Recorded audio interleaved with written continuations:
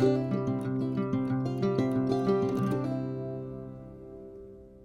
everyone, I'm Oz with Oz Avenue, and I wanted to talk to you today about food storage and having a 1-year supply and its importance.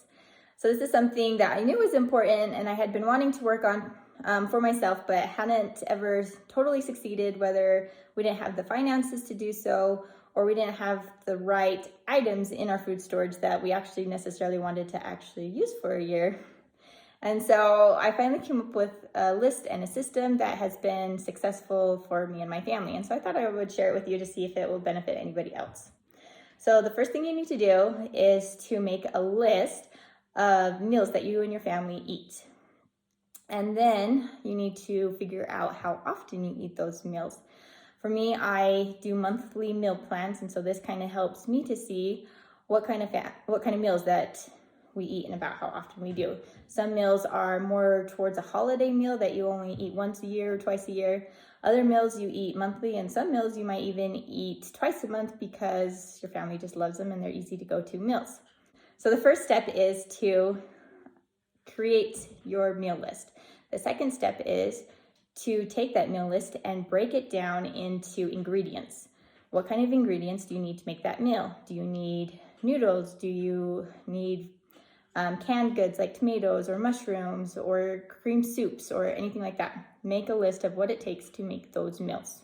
The reason that my family has done food storage for a whole year is it helps us with finances. When we can buy in bulk or when items are on sale for the things that we need for the year, it saves us money in the long run of buying the full price item weekly of what we need for our meals per week.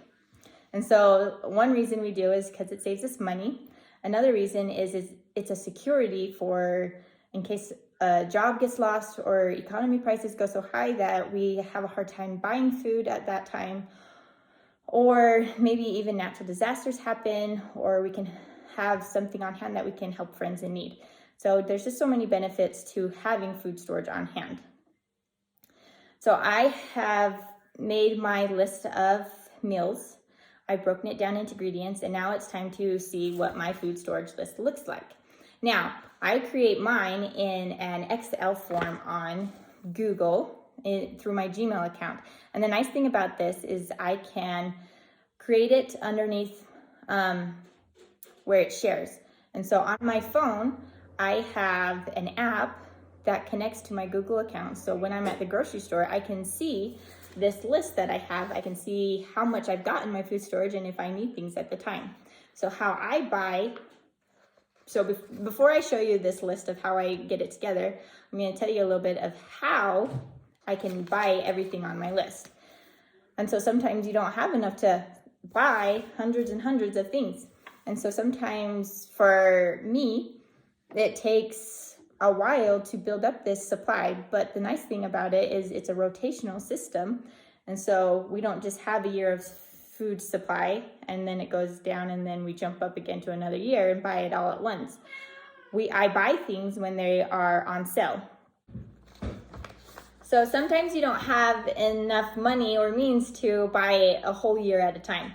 And so what we do is we will buy things while they're on sale or sometimes when there is a case lot sale. So for example, say one of the things I need on my list is tuna. Our family goes through 36 cans of tuna a year. So when it comes around on sale, then I can look at my phone and see, oh, I've got 18 in there. So I'm gonna go ahead and bulk up the rest of the way to my full 36. And then I have on hand again a full year of tuna and it's also in rotation, and that's kind of the nice part too, is it's a rotating year of food supply, and also I can buy it throughout the year and just keep rotating it. And so that's why this works. So as I said before, I can see all of this on my phone. So as of right now, I had taken an inventory list of what I had in there, and so that's what these numbers here are down the middle. So first I have my list of ingredients, and then on the side is what I wrote according to my list of meals and ingredients. And so I figured out how much I need of each of these items. And I put them in groups to help me keep everything straight of what I need. So I went by canned goods. I am starting to learn how to can my own items and have them in jars. And so these are the things that I've been starting to do there and how much we need of those. Pantry items, things like noodles and crackers and honey and peanut butter, ketchup, A1 sauces, any type of sauces that you need. I'm sure everybody goes through lots there. And vinegar, mixes, popcorn seeds.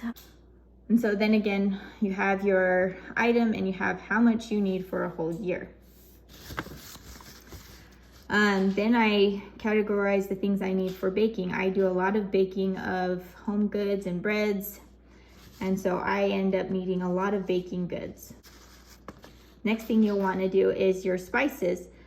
So like if you have taco or spaghetti mixes or things that you use all year, you're going to want to have on hand how many spices, and whether you use it in packages or if you use large bottles, you'll want to indicate what kind of things you'll need. A good thing that we use in our house is a snack box, and we have snacks twice a day. And so I have this rotating box that I will put in nuts, I'll put in crackers, I'll put in raisins, and I will just rotate these snacks about bi-weekly is what we do whenever we don't have fresh fruit on hand or like homemade banana bread or yogurt that we use for snacks. Then we can rotate to the snack box also, and it helps keep our family. And then I know about how many I need for the year. I have a second sheet that I also use for freezer. I try to keep a year's supply in my freezer. Things that we use are lots of vegetable type items, along with our butters and juices, and then meats. And I don't have on here, we also have venison that we keep into a freezer, and pigs. And so that helps supply our year's worth of meat per year.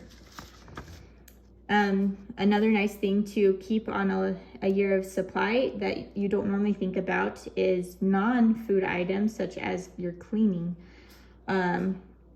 We have things like dishwasher soap and bathroom cleaner, and then even things like batteries and toilet paper and light bulbs, just things that you might need throughout the year. That one, in case of emergency, you'll want it, and then two, it helps save money by buying things while they're on sale. So that is how I have created my 1 year of food supply, and it's not all at once, it's throughout the year. And then if you keep working on it, within no time at all, you will have a rotating year of food supply, and not only food supply, but also other houseware items to keep your family running smoothly. I hope you enjoyed. Thanks for watching.